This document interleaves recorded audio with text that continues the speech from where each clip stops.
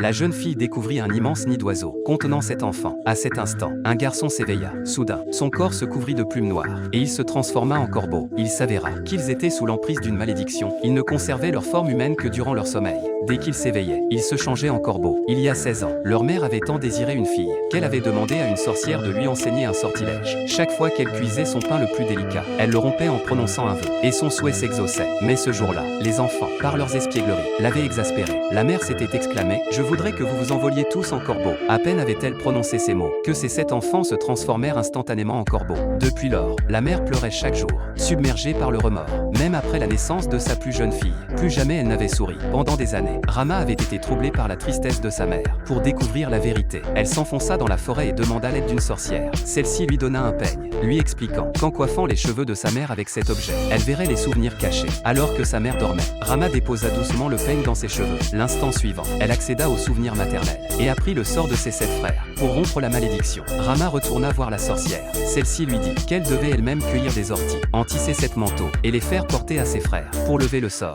Mais jusqu'à l'achèvement complet des manteaux, elle ne devait prononcer aucune parole, sous peine de rendre la malédiction irréversible. Dès lors, Rama se mit en chemin. Elle trouva un champ d'orties et commença le travail ardu de la cueillette.